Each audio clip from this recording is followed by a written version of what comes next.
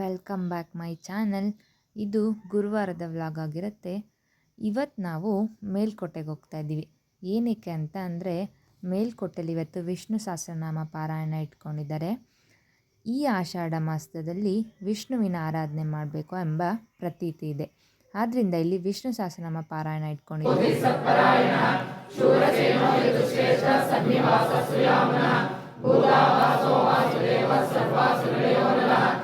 ವಿಷ್ಣು ಸಹಸ್ರನಾಮ ಪಾರಾಯಣ ಆಷಾಢ ಮಾಸದಲ್ಲಿ ವಿಷ್ಣುವು ಏಕಾದಶಿಯಂದು ಯೋಗ ನಿದ್ರೆಗೆ ಜಾರ್ತಾನೆ. ಅದರಿಂದ ಆ ವಿಷ್ಣುವಿನ ಸಹಸ್ರನಾಮ ಪಾರಾಯಣ ಮಾಡೋದ್ರಿಂದ ನಮಗೆ ಆಯಸ್ಸು, ಆರೋಗ್ಯ, ಸಕಲ ಸಂಪತ್ತುಗಳು ಕೂಡ ನಮಗೆ ಸಿಗುತ್ತೆ. ಆದ್ದರಿಂದ ಈ ಆಷಾಢ ಮಾಸದಲ್ಲಿ ವಿಷ್ಣುವಿನ ಆರಾಧನೆ, ವಿಷ್ಣುವಿನ ಪೂಜೆ ಮಾಡೋದ್ರಿಂದ ನಮಗೆ ತುಂಬ ಒಳ್ಳೆಯದಾಗುತ್ತೆ.